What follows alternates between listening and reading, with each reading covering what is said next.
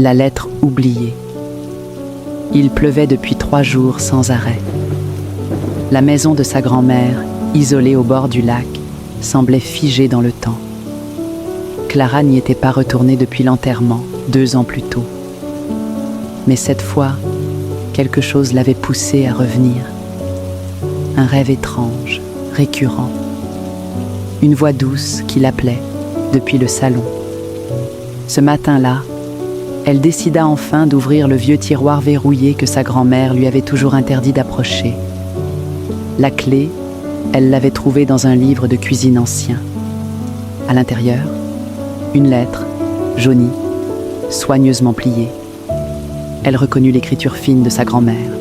« Ma chère Clara, si tu lis ceci, c'est que la vérité ne peut plus attendre. Tu dois savoir ce que ta mère a toujours voulu cacher. » Le cœur de Clara battait fort. Elle lut la suite avec les mains tremblantes. La lettre racontait une histoire d'amour secrète entre sa grand-mère et un homme venu d'un autre pays. Un homme que sa famille avait rejeté. Un enfant était né de cet amour.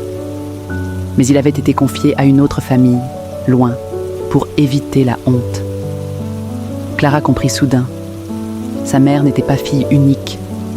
Elle avait un oncle. Quelqu'un, quelque part, portait le même sang. Mais ce n'était pas tout. La lettre finissait par une phrase étrange. « Il est peut-être plus proche que tu ne le crois. » Clara leva les yeux. Une ombre passa devant la fenêtre. Quelqu'un l'observait. Clara ouvrit la porte d'un geste rapide. Mais dehors, il n'y avait personne. Juste le vent, la pluie et une sensation étrange. Elle décida de ne pas rester seule dans la maison cette nuit-là. Elle prit la lettre et conduisit jusqu'au village, chez Élodie, son amie d'enfance. « Tu crois vraiment qu'il y a quelqu'un qui te surveille ?» Zrenia demanda Élodie en lisant la lettre. Clara hocha la tête. Ce n'était pas une hallucination. Je l'ai senti. Le lendemain matin, elles retournèrent ensemble à la maison. En entrant, Clara vit tout de suite que quelque chose avait changé.